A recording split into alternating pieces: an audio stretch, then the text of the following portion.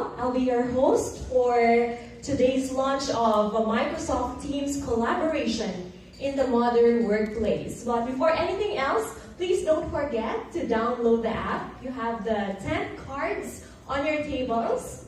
Don't forget to download the app, and if you need assistance, you may proceed to our tech booths over there, and we will assist you. Work.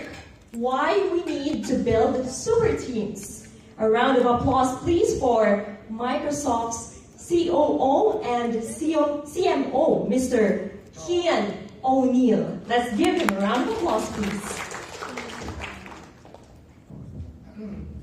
Thank you, Isa. Good afternoon, everybody.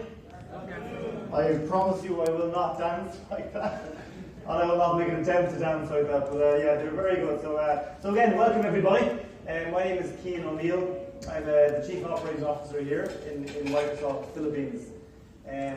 First of all, thank you for making the effort to come to visit us. I know it's not exactly the centre of Manila or the centre of Makati, for that matter, so I appreciate you coming down. Hopefully you enjoyed your lunch and you'll have a good afternoon this afternoon. So, first of all, does everybody have coffee? I know there was an ask for coffee, a very fair ask, and I agree. The modern workplace needs coffee. A lot of coffee certainly dripped up. I'm here today to talk about a recent survey that Microsoft did, primarily around the modern workplace and what it means, what collaboration means in the modern workplace. So while we wait for the slides to come up, guys, I'll just talk a little bit about that survey and what it means for Microsoft. Before I get there, just to level set on a couple of things.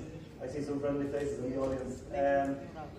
Digital transformation, modern workplace, collaboration, these terms are being used a lot. And if I just reflect on modern workplace and digital transformation, so we're all clear on what does that mean. What does DT mean? What does digital transformation mean? Number one, it means how do you use and how do you drive disruptive change with technology? And with technology and digital competencies, it's things like cloud, it's things like data, it's things like mobility, and it's analytics. So you take those 3 or 4 components, and I'll repeat those. It's mobile, it's data, it's analytics, and it's cloud. And how do you use those and leverage those to drive disruption and drive change? So what we'll talk about a little bit about today, specifically, is around collaboration. When you think about a modern workplace and you think about digital and transformation, we'll spend a bit of time about that today. So the new workplace or the modern workplace, everyone knows about it. Like 10, 15 years ago, it was about the location. It was about light. It was about standing desks. It was about where you were physically located. Today, it's a very, very different conversation. And there's 3 or 4 kind of key pieces to talk about here. Number one is what you can see here is about Asia being truly mobile. And that's very evident. My 3 years in the Philippines, it's very, very clear. Everybody has one phone. Everybody has 2 phones. Battery packs are the norm. People stuck on EDSA, stuck in Jeepney, stuck on the MRT, stuck on Skyway, you name it. People are very, very connected. Ericsson believed by 2020 that there will be 4 billion connections in Asia, 4 billion mobile connections, and that's not that far away. So what does that mean from a modern workplace perspective? So that's huge, number one. Number 2, it's around employees, and it's about employees and obviously understanding and a need for workplace integration. So no longer is it you go to work and you go to a cubicle or you go to an office. It's becoming very, very obvious that 70 to 80%, I think the number is actually 79% of people are now spending minimum 1 day out of the office. That's huge. Think about that. 80% of people are spending minimum of 1 day out of the office, minimum, and that would depend on what kind of workers you are, what kind of staff you are, as a field workers otherwise. So how do we rethink integration? The third one is around the millennial impact, and when we say a millennial, it's people who are 1980 and above.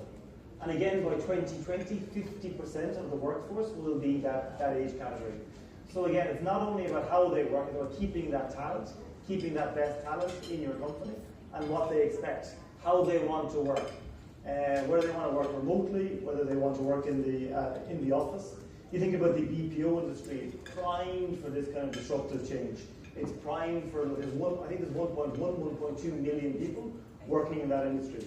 So what does that mean, and how do we obviously ensure that we're helping the Philippines, which is obviously heavily dependent on BPOs, embrace this modern workplace and collaborate with differently? So the three attributes, as you can see here, is people, place, and technology. In the past, people, we just assumed you were looking for a different kind of person or a different kind of skill set. Really, when we think about people, it's being digitally savvy and digitally native. We talked about the millennials earlier, and the need for working on the go, the need for working from anywhere, any place. I have a guy in the office, and he said to me, Cian, if I wanted to show how I could work from any time, any place, he said I'd strap a GoPro cam on my head and I'd jump out of a plane doing Excel on a Surface device. Like, that's possible. Like that, it sounds bizarre, but that kind of, it is very, very possible. So from a people perspective, we have to ensure that we're driving that curiosity, we're enabling people to have those skills, making them aware, making the training, giving the access to those tools and that leadership. Number two is the place. I mentioned earlier, from a place perspective, it needs to be dynamic. It needs to be open to flexibility. You need to have an ability to be able to work from anywhere, anytime, any place. In the past, it was all about, as I said, it was about the actual physical location, having the right ergonomics, having the right desks, the right chairs, the right cubicles. Now it becomes very, very different. How are people actually collaborating, whether you're in an office in Manila, in Cavite, in Laguna, up north, down south, in the provinces? The location no longer matters. What matters is how you collaborate efficiently.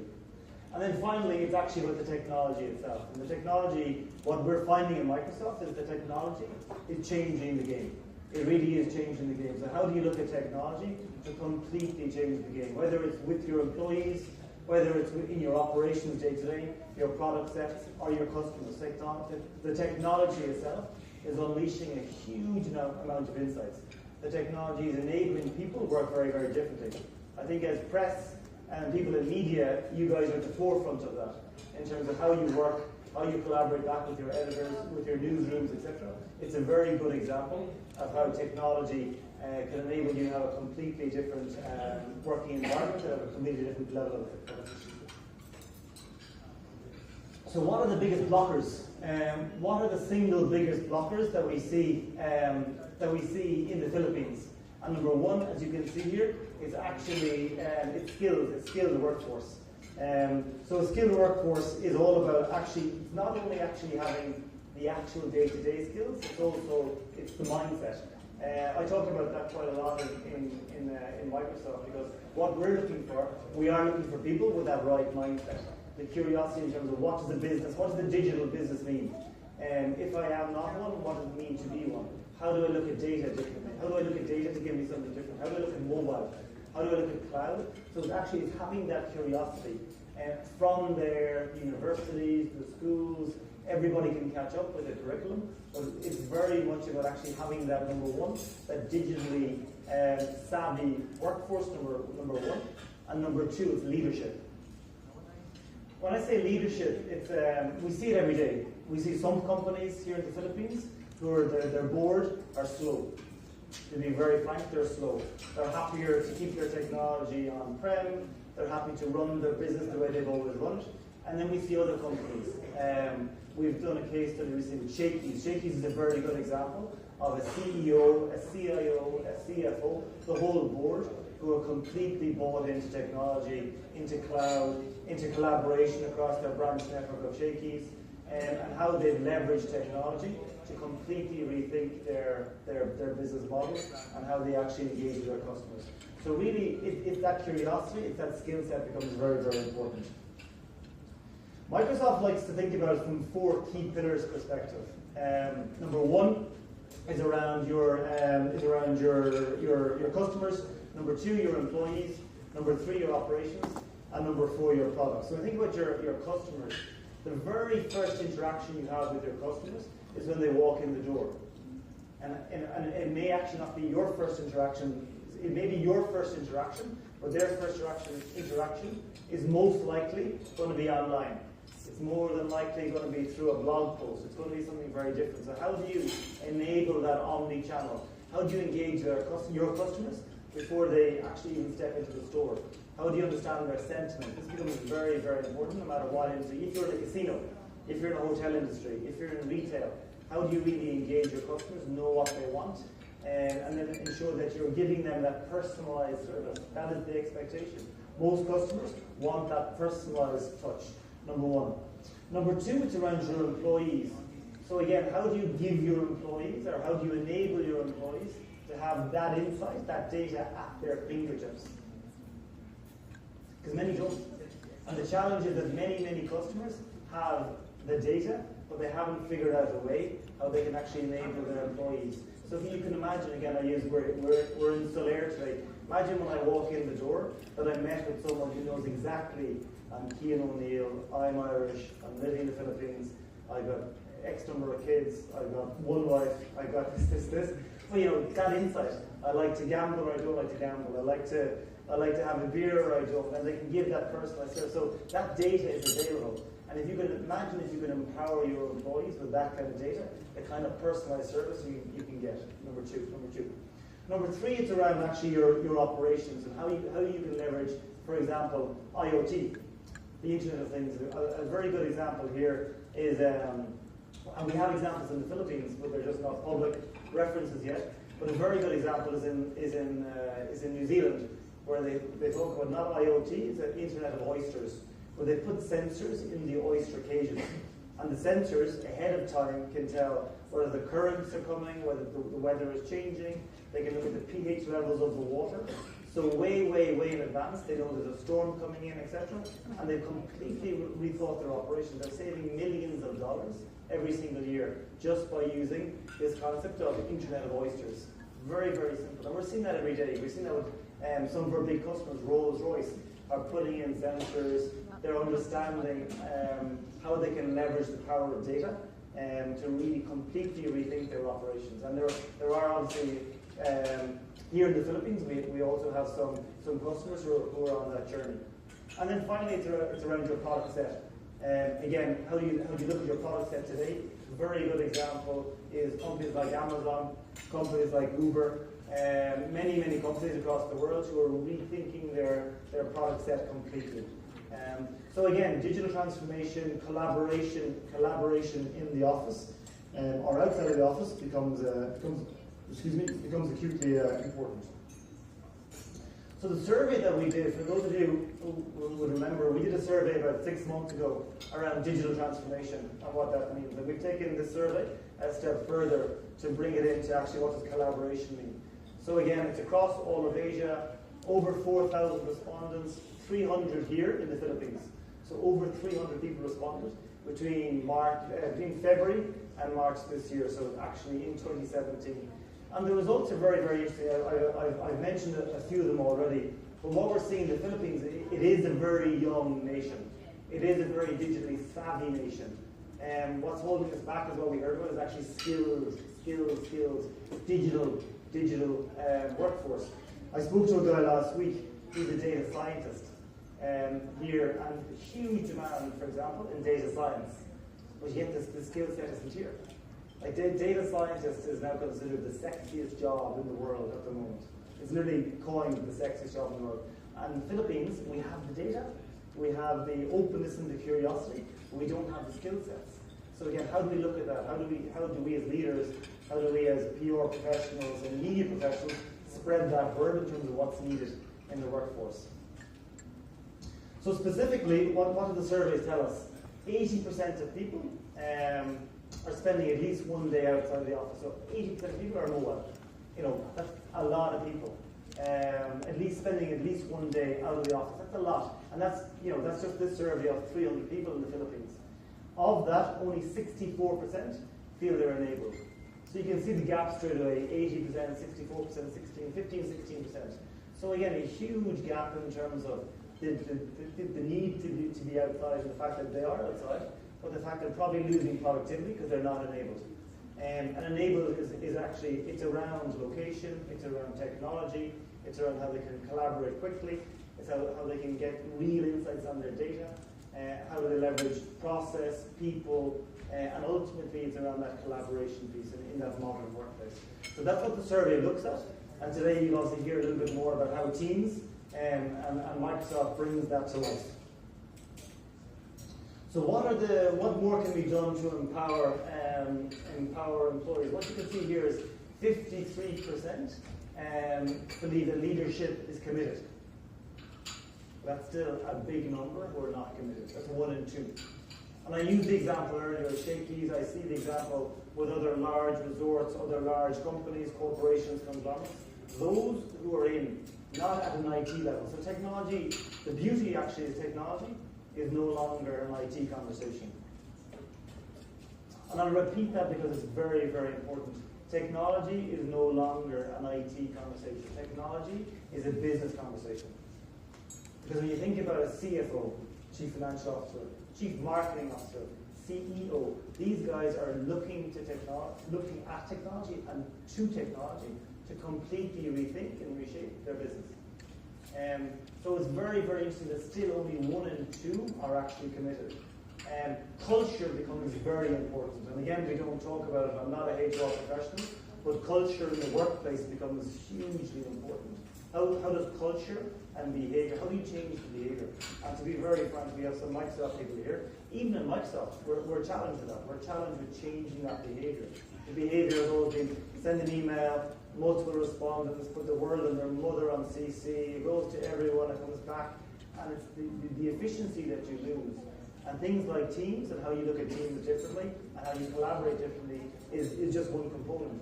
But the culture and the behavior becomes acutely important to change that and to look for new levels. And when you look at some of the newer companies that are going through massive levels of acceleration, that's what they're doing. They're born in the cloud customers. They don't have the baggage of different behavior. And you can see that very, very, very clearly. Here, 46%, 50%, pretty much 1 in 2 across the board from a technology perspective, from a process perspective, from a culture perspective, are there. So there's a huge, huge opportunity. What are the biggest teamwork challenges? Taking too long to respond to internal issues, too many face-to-face meetings, no flexibility on work schedules, teams are too rigid. We have a concept in sharing an internal story with Microsoft where our CEO, Satya Nadella, sent out a mandate that if you were a salesperson, you have to be out of the office 80% of the time. Minimum. So there was a program that we ran called Speed and Agility. Speed and Agility with our customers. And because what we were finding was too much internal process, too many internal meetings, not enough customer face time, we call it customer face time, and too much internal. That has completely changed the conversation. But with that, it was obviously a technology as well. How can we use our CRM tools online on our phone? How do we use our contactability? How do we look at our Power BI? How do we look at all our data on the go so people do not physically have to come in? So the Speed and Agility program is now very much in play. There's rules where, for example, there cannot be internal meetings Tuesday, Wednesday, Thursday, Friday. You can only have internal meetings on a Monday for sellers. So for direct salespeople, they cannot be seen. So we actually have, in the office, we actually have less desks. So if everybody comes to work, they physically cannot fit in the office. So some of those kind of behavior changes are happening. They're happening in the Philippines, they're happening in my own country, in Ireland. But when you think about some of the bigger industries in the Philippines, BPO, etc., that's where we have a big opportunity to think about something different. And I'll put it very bluntly, you know, we have a choice. We either disrupt or we be disrupted. Which is pretty stark, but it is the truth of the matter. So ways to improve collaboration. Here you can see, this is again from the survey. What are the kind of key things? Better PCs, better mobile devices, the ability to access information, cloud-based productivity. I'll give you an example. I was with a customer last week. This customer is the president of a large conglomerate owning multiple companies. This president was there, CFO was there. So again, no longer just IT. And he was very, very clear. He said, Cian, going forward, I can see how I would use this data, this Power BI, to run all my management meetings.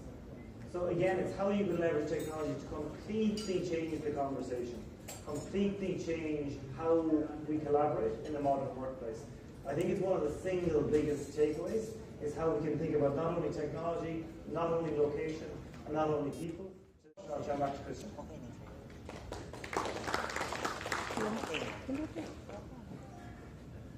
Thank you, Cian, for sharing with us your insight. I'd like to ask everyone, have you downloaded the app already? No. Yes? Wala. Wala pa din. Devices, right? Being able to become mobile and collaborate anywhere. So that's what we're seeing.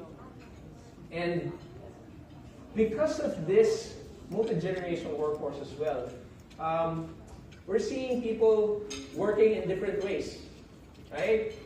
Who here prefers sending emails? Raise your hand. How about those who prefer just using Viber or WhatsApp? Right? You don't want to send an email. Okay, this is an interesting one. Who actually does video conferencing? Okay, now we're talking. Okay? So all of these changes is happening. It results to people working in different ways and requiring different solutions. So that's what Office 365 is. It is the most comprehensive productivity solution in the market today. So you have Outlook for mails, Skype for video conferencing, you have Crow Plus apps so you can co-create. Then you have sites and content management through SharePoint. And then of course you have enterprise social collaboration through Yammer. And now we are adding that new piece, which is basically chat-based work solution, and that's Microsoft Teams. So Microsoft Teams was actually just launched recently. It was made available for all Office 365 users last March. Okay? And it's 4 things. Number 1, it's chat for today's teams. Some of you might be thinking it might just be Viber, WhatsApp. I'm telling you guys right now, it's not. And I'm going to go into detail to that later. Second, it's a hub for teamwork. So it's not just messaging. You can actually work together inside teams. Okay? Third is you can customize it. Okay? You can personalize channels. You can customize memes, right? So if you want to play, poke fun with one another. And then lastly, and I think this is one of the most important piece, it's grounded on our security platform today and trust. Okay? Which one of the most important things for Microsoft today. Let's go at it one by one. So the first one is chat for today's team. Okay, so it's capable of you have problems with. Teams Media Day. Let's use this as an example because we use this for the game. How people posted? Might use it for audit documents, monthly status, or reports. HR might use it for applicants. They can use it for compensation and benefit talks. So, as mentioned earlier, some people might create different social media applications or use, let's say, the likes of Viber, as was mentioned earlier, with different groups. This one categorizes it in one team, and then you can create sub-channels for that. Clear? Clear? Okay. Okay, let's create an example. So for example, I'm a marketing guy. I was asked by our CEO that we should create an event targeting bank GMs. How does it flow? How does it flow? So for example, I add team using my desktop, create team. So let's say I want to